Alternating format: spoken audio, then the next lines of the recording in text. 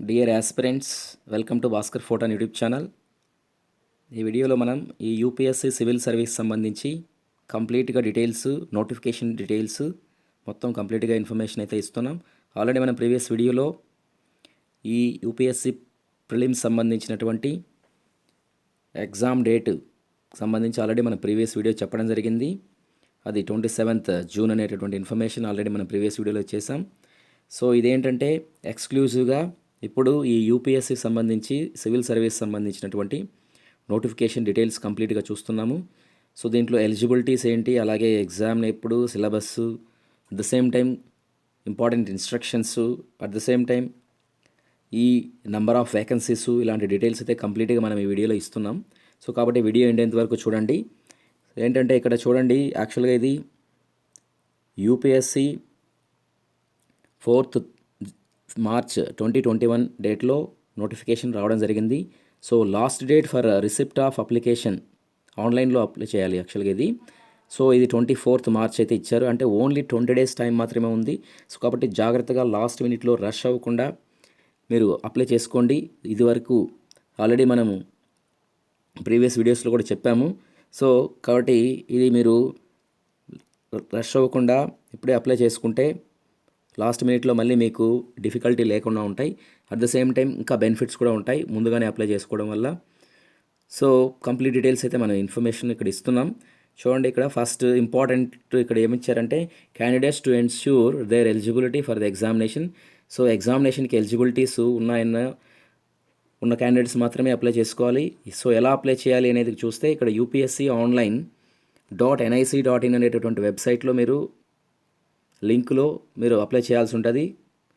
So తర్వాత at any time మీరు దీన్ని విత్డ్రా చేసుకోవచ్చు, ఎందుకంటే ఇది ప్రిలిమ్స్ సంబంధించి మాత్రమే నోటిఫికేషన్ కాబట్టి మీరు విత్డ్రా అయితే చేసుకోవచ్చు. The facility of withdrawal of application is available for those candidates who do not want to appear for civil service prelims examination.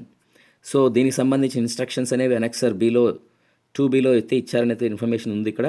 So last date ఇదివరకు చెప్పుకున్నట్టు 24th మార్చ్ టిల్ 6 PM వరకు మాత్రమే ఉంది. So admit cards అనేవి admit cards ఇవ్వడం జరుగుతుంది. So there will be penalty for wrong answers అనేది ఇక్కడ ఇన్ఫర్మేషను.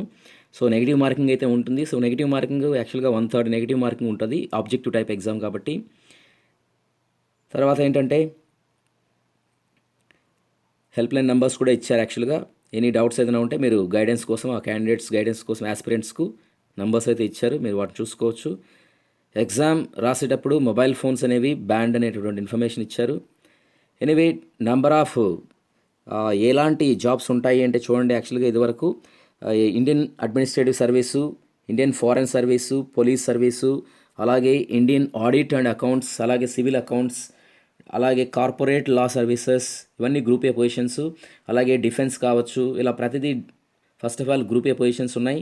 గ్రూప్ ఏ పొజిషన్స్ 1 నుంచి టిల్ 15 వరకు గ్రూప్ ఏ పొజిషన్సే ఉన్నాయి. Even revenue services, railway services, పోస్టలు, ఇలా ప్రతిదీ గ్రూప్ ఏ సర్వీసెస్లో ఉన్నాయి.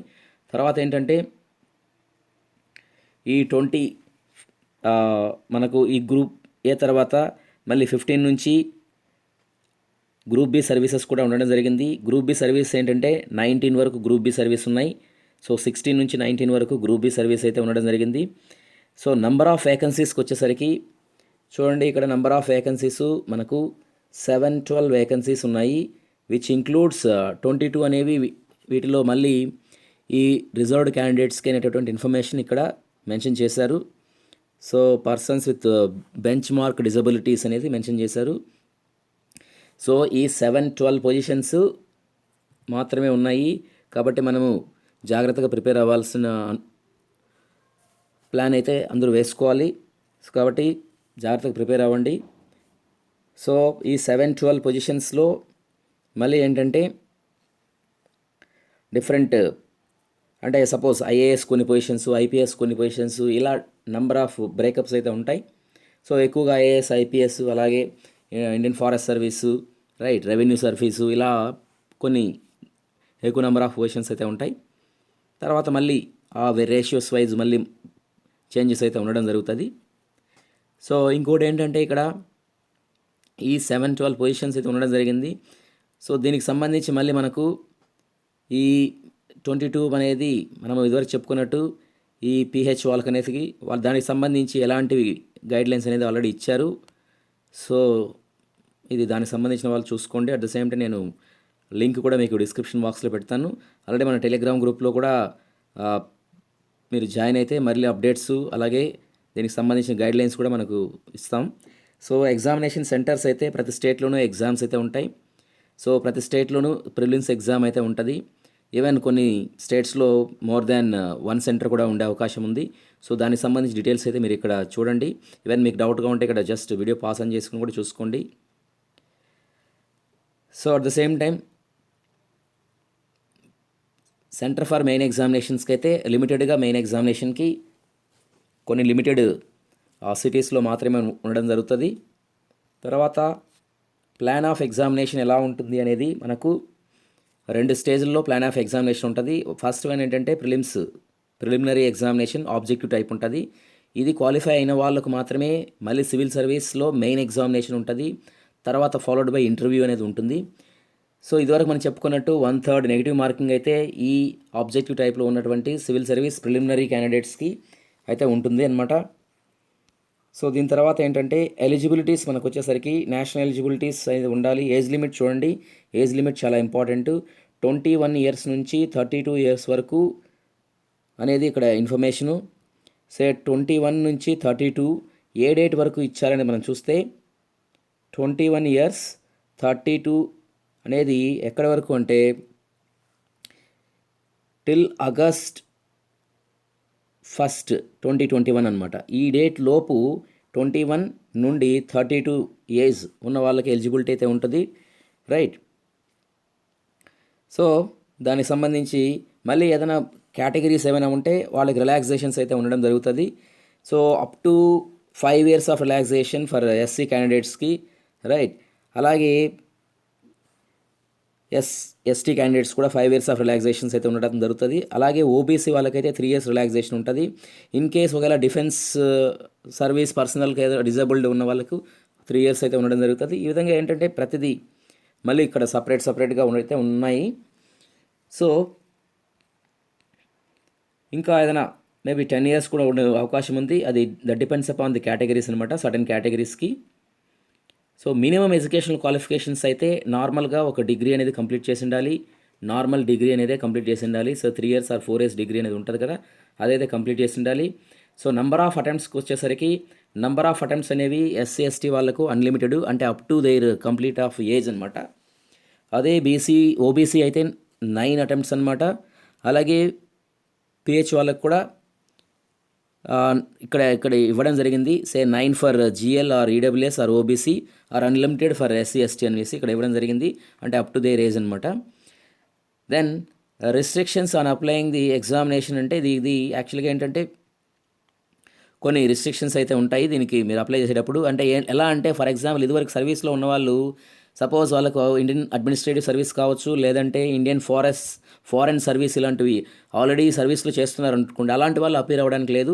బట్ అది కాకుండా ఒకవేళ ఐపీఎస్ లేదంటే ఇంకేదైనా సర్వీస్లో ఇదివరకు ప్రీవియస్ సెలక్షన్స్లో వచ్చిన వాళ్ళు మళ్ళీ అప్లై చేసుకుని మళ్ళీ ఇండియన్ అడ్మినిస్ట్రేటివ్ సర్వీస్ ఇలాంటివి అయితే జాబ్స్ అయితే మళ్ళీ తెచ్చుకునే దానికి ఇలా అవకాశం అయితే ఉంటుంది. సో ఇది దీనికి సంబంధించినటువంటి details. So medical physical standards అనేవి మెన్షన్ చేశారు. అలాగే ఫీ డీటెయిల్స్కి వచ్చేసరికి ఫీమేల్స్ కావచ్చు, ఎస్సీ ఎస్టీస్కి లేదా పీహెచ్ వాళ్ళకైతే ఫీజు అనేది ఏముండదన్నమాట. బట్ మిగిలిన వాళ్ళు ఏంటంటే 100 రూపీస్ అనేది ప్లే చేయాలి. సో ఎలా అప్లై చేయాలంటే ఇదివరకు మనం చెప్పుకున్నట్టు upsc.online.nic.in అనేటువంటి వెబ్సైట్లో అప్లై చేసుకోవాలి. తర్వాత ఏంటంటే మళ్ళీ మనకు దీనికి సంబంధించి లాస్ట్ డేట్ 24th మార్చ్ అనేది చెప్పడం జరిగింది. సో ఏదైనా డౌట్స్ ఉంటే మీరు ఇక్కడ ఇచ్చినటువంటి నంబర్స్కి అయితే మీరు కాంటాక్ట్ అవ్వండి. అట్ ద సేమ్ టైం ఇంకోటి ఏమంటే మీకు సిలబస్ అలాగే మీకు ఈ ప్రిలిమ్స్ సంబంధించి డీటెయిల్స్ అయితే మనం ఇక్కడ చూస్తున్నాం. సో అది ఏంటంటే మీకు చూడండి ఇక్కడ ప్లాన్ ఆఫ్ ఎగ్జామినేషన్ ఇదివరకు మనం చెప్పుకున్నట్టు ఈ ప్రిలిమ్స్ ఎగ్జామినేషన్ అనేది ఆబ్జెక్టివ్ టైప్ ఉంటుంది. మెయిన్ ఎగ్జామినేషన్ అయితే రిటర్న్ అండ్ ఇంటర్వ్యూ రెండు ఉంటాయన్నమాట. రిటర్న్ తర్వాత మళ్ళీ ఇంటర్వ్యూ లేదా పర్సనల్ టెస్ట్ అనేది ఉంటుంది. సో ఎగ్జామినేషన్ ఏంటంటే prelims examination first of all 400 మార్క్స్కి ఉంటుంది. ఈ 400 మార్క్స్లో ఏంటంటే 200 మార్క్స్ ఒక సబ్జెక్టు అంటే ఒక పేపరు, ఇంకొక పేపర్ ఏంటంటే ఇంకొక 200 మార్క్స్కి అయితే ఉండడం జరుగుతుంది. సో దీంట్లో 33% క్వాలిఫైయింగ్ మార్క్స్ అనేది సెకండ్ పేపర్లో తెచ్చుకోవాలి. ఫస్ట్ పేపర్ని బట్టి ఏంటంటే మెరిట్ అనేది ఫస్ట్ పేపర్ని బట్టి అయితే ఉంటుంది. సో అంటే ఏంటంటే జనరల్ స్టడీస్ అనమాట. సో దానికి సంబంధించి డీటెయిల్స్ మనం ఇక్కడ చూస్తున్నాం. చూడండి, అదే ఇక్కడ ఇన్ఫర్మేషన్ ఇచ్చారనమాట.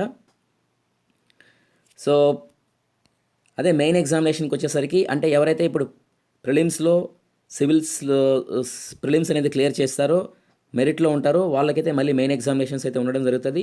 సో దీంట్లో మళ్ళీ డిఫరెంట్ పేపర్స్ ఉంటాయి, కొన్ని క్వాలిఫైయింగ్ పేపర్స్ ఉంటాయి, అలాగే కొన్ని కంపల్సరీ పేపర్స్ ఉంటాయి.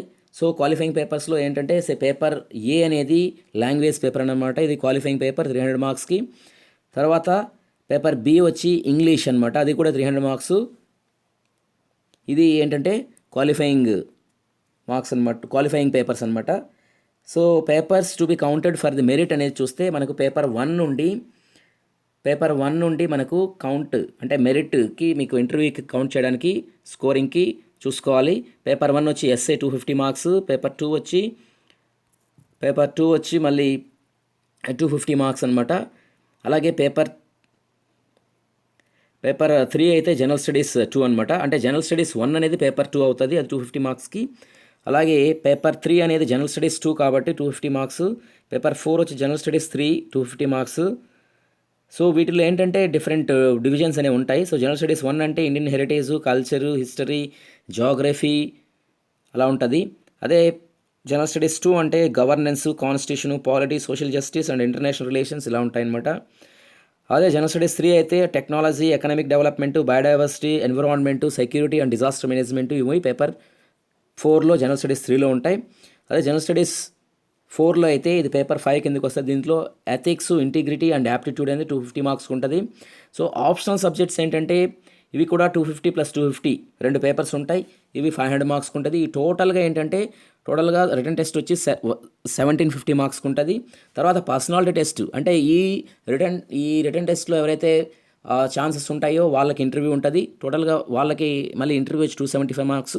టోటల్గా ఏంటంటే 2025 అంటే 2025 మార్కులకి టోటల్గా మెరిట్ అనేది కౌన్సిడర్ చేస్తారనమాట.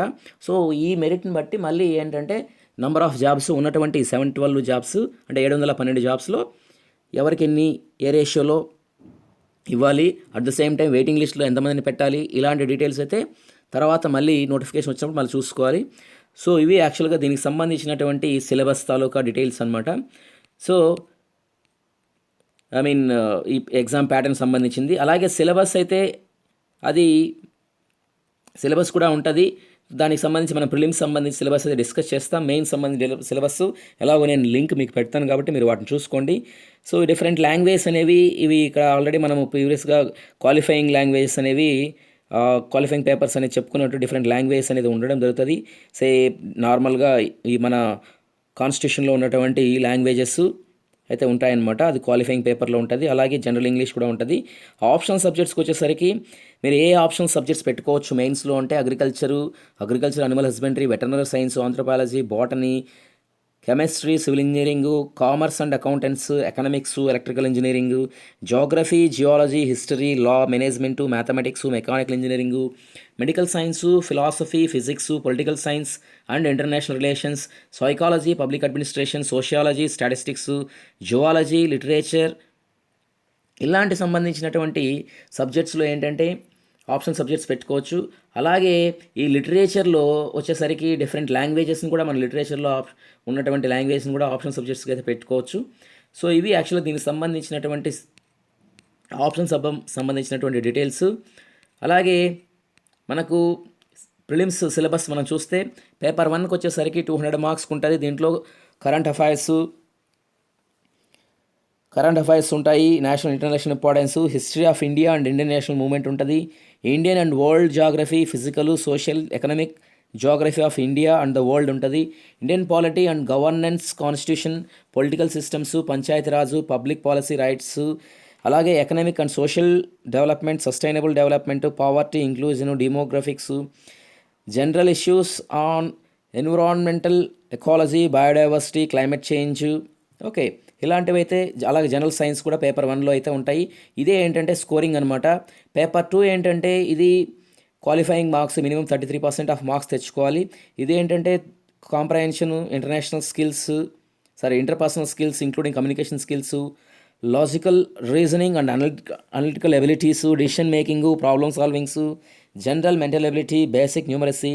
ఇవన్నీ ఏంటంటే 10th క్లాస్ బేసిస్లో ఉన్నటువంటి కొన్ని న్యూమరికల్ క్వశ్చన్స్, అలాగే డేటా ఇంటర్ప్రిటేషను, ఇలాంటివి ఏంటంటే ఈ ప్రిలిమ్స్లో సీసాట్ అనేటటువంటి పేపర్లో అయితే ఉండడం జరుగుతుంది. సో ఇది qualifying marks minimum 33% of marks అయితే తెచ్చుకోవాలి. ఎవరికైతే 33% ఆఫ్ మార్క్స్ వస్తాయో వాళ్ళకు పేపర్ 1 అనేది ఎవాల్యుయేషన్ చేస్తారు. పేపర్ 1 ఎవాల్యుయేషన్ చేసిన తర్వాత పేపర్ 1లో వచ్చినటువంటి మెరిట్ని బట్టి మళ్ళీ మెయిన్ ఎగ్జామినేషన్ అయితే ఉంటుంది. సో మెయిన్ ఎగ్జామినేషన్ సంబంధించినటువంటి పేపర్స్ అయితే మనం ఆల్రెడీ డిస్కస్ చేసాం. అవి పేపర్ 2 నుంచి పేపర్ 5 వరకు, అలాగే మళ్ళీ పేపర్ 6, 7 ఆప్షన్ సబ్జెక్ట్స్ ఇలాంటి వాళ్ళు అయితే ఆల్రెడీ మనం చెప్పాం కాబట్టి దీనికి సంబంధించి డీటెయిల్డ్ సిలబస్ అనేది మీరు చెక్ చేసుకోండి. సో అలాగే మరి ఇంకొక ఏంటంటే మళ్ళీ మనము దీనికి సంబంధించి అప్డేట్స్ అయితే మన ఛానల్లో చేస్తున్నాము. అలాగే మీరు టెలిగ్రామ్ గ్రూప్లో కూడా జాయిన్ అవ్వండి. సో దట్ మీకు మళ్ళీ మరిన్ని అప్డేట్స్ అయితే వస్తాయి. So wish you good luck. Thank you all.